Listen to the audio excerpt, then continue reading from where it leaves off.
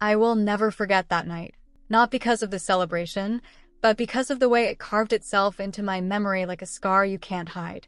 I sat at the far end of the long dining table, half in shadow, the linen tablecloth bunched beneath my hands.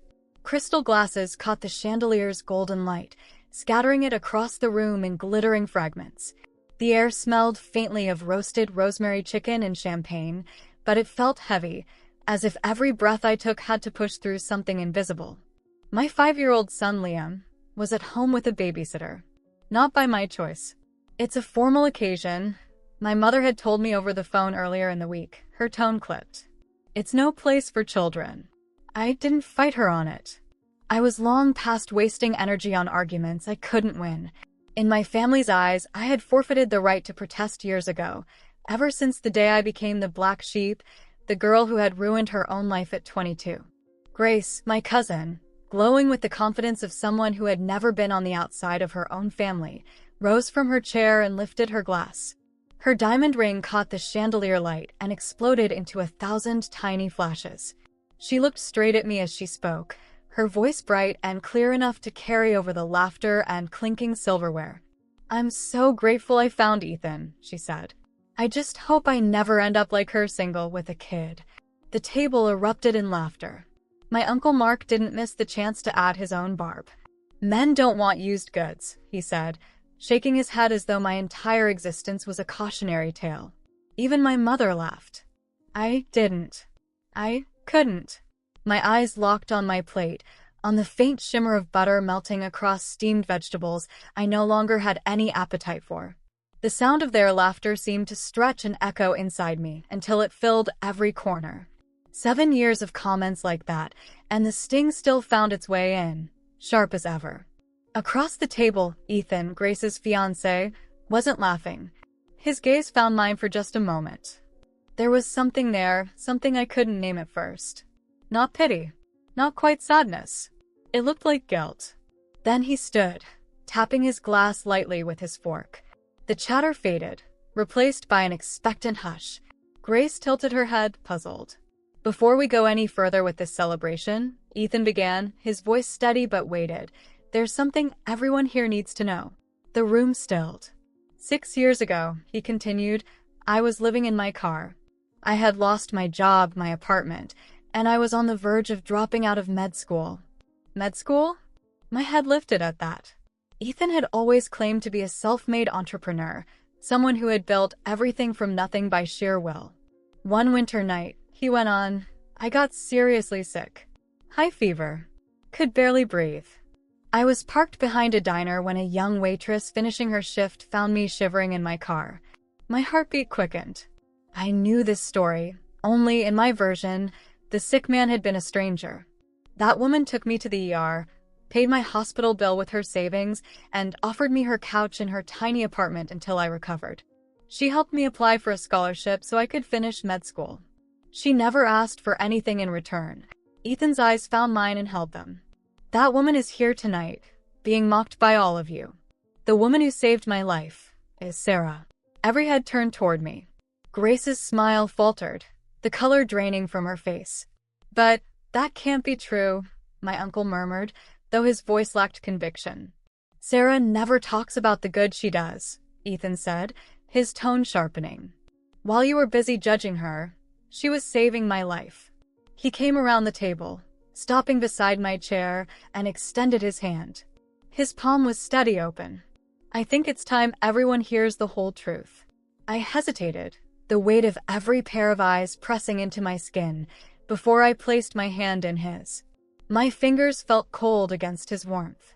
I rose slowly, the room thick with silence. Sarah didn't just save my life, Ethan continued. For the 3 months I stayed on her couch, I watched her work double shifts to support her newborn. She never complained. She never asked for help. Even when she barely had money for food, she made sure I ate first. Grace pushed back her chair and stood, her voice trembling. Ethan, what are you talking about? You never said you knew Sarah before. She asked me not to, he said, nodding slightly in my direction. When I found out she was your cousin, I wanted to tell you. But Sarah said she didn't want her past interfering with your happiness. My mother lifted her hands to her mouth, her eyes wide. Why didn't you ever say anything, Sarah? The words left me before I could soften them. Why? So you could all say I was making it up? That I was trying to steal the spotlight? Ethan took over again, his voice low but unshakable. When I graduated from med school, I tried to find her to thank her, but she had moved. I searched for years. Then, 8 months ago, fate brought us together again when I met Grace. Grace's voice broke slightly. So, are you with me because of Sarah? No, he said quickly. I'm with you because I love you. But I won't stand by silently while you treat the woman who made my life possible like she's nothing. My Uncle Mark cleared his throat, his words tight. This is very touching, but it doesn't change the fact that Sarah made bad decisions. One good deed doesn't erase the past. One good deed. Ethan's voice had a new edge. Do you even know what happened when Sarah got pregnant? I felt the breath leave me, as if the ground had shifted under my feet. Ethan, please. They deserve to know, Sarah, he said gently, his eyes searching mine. You've carried this alone for too long. He turned to face the family. Sarah was engaged to David Parker. Remember him? The son of Mark's business partner, the perfect catch? Mark's face drained of color, and the silence that followed felt like the room itself was holding its breath. A week before the wedding, Ethan began, his voice steady but laced with a quiet weight. Sarah discovered David was stealing money from his father's company. When she confronted him, he threatened her, told her that if she said a word, he'd destroy the whole family. I felt the words settle over me like a heavy, familiar shadow. Tears slid down my cheeks before I could stop them. Tears I had learned to hide for years, but couldn't contain now. That secret had lived in me so long. It felt strange to hear it spoken aloud, as if someone had opened a locked room inside my chest. Sarah called off the wedding to protect all of you, Ethan said, glancing toward the stunned faces at the table. But she never told anyone why. She chose to be judged rather than expose the truth. My mother's eyes were wide, her voice trembling. Is that true? I nodded slowly, feeling the room tilt under the weight of memory. 2 months later, I found out I was pregnant. When I told David, he offered me money. My throat tightened, the words catching. To get rid of the baby. I refused. Across the table, Grace lowered herself into her chair as if the floor had been pulled out from beneath her. Her eyes were unfocused, searching for something solid to hold on to. But that's not all, Ethan said, his hand finding mine beneath the table and giving it a reassuring squeeze. There's something else you all need to know. He turned his gaze toward my Uncle Mark, whose skin had gone pale beneath the golden glow of the chandelier. You knew, didn't you, Mr. Reynolds? David told you Sarah had found out, and you told him to keep her quiet at any cost. My uncle surged to his feet so suddenly that his wine glass toppled, crimson liquid spreading like a wound across the linen tablecloth. That's a lie. You have no proof. Ethan's expression barely shifted, but there was a calm certainty in his eyes. Actually, I do. He reached into his jacket and pulled out his phone. 3 months ago, David Parker came to my office. He was very ill and needed a transplant. During one of our talks, he confessed everything. He was remorseful and wanted to make peace before Ethan's voice softened. I recorded his confession, with his permission. Beads of sweat formed at my uncle's temple. This is nonsense. David was always a liar. I found my voice steadier than I expected. Then why are you so nervous, Uncle? Ethan pressed play. The sound that emerged was both distant and intimate, David's voice, frail but unflinching. I told Mark that Sarah knew about the money we were siphoning. He told me to keep her quiet, suggested I threaten her. When she got pregnant, Mark gave me the money to offer her, so she wouldn't have the baby. I'll never forgive myself for what I did to her. My mother stood, her hands trembling. Mark, how could you? She's your niece. Mark's shoulders slumped. It was too much money, he muttered, his voice stripped of its earlier force. Millions of dollars. I never thought she'd walk away from David and the money. I'd rather raise my son alone than live a lie, I said, each word carrying the weight of years I had spent silenced. Liam is the best thing that ever happened to me, even if all of you see him as a shameful mistake. Grace crossed the room to me, her tears falling freely. Sarah, I'm so sorry. I never knew. I know, I said quietly. But the years of cutting remarks still lived in me. They didn't dissolve with an apology. My mother collapsed back into her chair, her voice breaking. Why didn't you tell us, Sarah? Why carry this alone? I met her eyes. Would you have believed me? Everyone loved David. Everyone respected Uncle Mark. I was just the rebellious girl who ruined her life. Ethan's voice cut through the stillness. There's more. David didn't just confess. He also gave me documents, evidence of the fraud. Bank transfers to overseas accounts. All signed by Mark Reynolds. Mark lurched to his feet again, panic replacing denial. This is blackmail. You can't prove anything after all these years. Justice doesn't expire, Ethan replied, his tone even but unyielding. David Parker handed over everything to the authorities before he passed away last month. They were just waiting to gather more evidence before pressing charges. The room seemed to hold its breath. Mark sank back into his chair, looking smaller than I had ever seen him. I didn't press charges back then because I was scared, I admitted, my voice quieter now. I was pregnant, alone, and terrified. But I never imagined my own family would turn their backs on me. My mother's tears glistened in the candlelight as she stepped closer. Oh, Sarah, my sweet girl. I failed you. We all did. Ethan's gaze shifted to Grace, who stood frozen, her face pale. Grace, I'll understand if after everything, you don't want to move forward with our plans. She blinked, startled. Why would you say that? Because of everything that just came out. Sarah is family. And now you know your father was involved in something very serious. Grace hesitated, her hands twisting together before she suddenly slipped the engagement ring from her finger. She crossed the room and placed it gently in my palm. Sarah, she said, her voice trembling, this belongs to you more than it ever did to me. I stared at the ring, its weight foreign in my hand, the cool metal pressing into my skin. I don't understand. Grace turned toward Ethan. Tell her the whole truth. Ethan drew a deep breath, his eyes locking with mine. Sarah, there's something else you need to know, he said softly, though his voice carried through the room. All these years, I never stopped thinking about you and Liam. When I finally found you again, I didn't know how to approach you after all that time. And then, I met Grace at a charity gala. Grace's voice joined his, steady despite the tremor beneath it. When Ethan found out I was your cousin, he saw a chance to reconnect with you. He told me everything about your history together by the third date. My head felt light, almost untethered, as if the ground beneath me had tilted. Wait, are you saying you started dating Grace? Because of me? Ethan's answer came quickly, steady but unhurried. It wasn't a trick.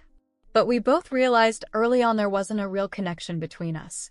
Grace nodded, her voice softer than I'd ever heard it. What we did share was concern for you.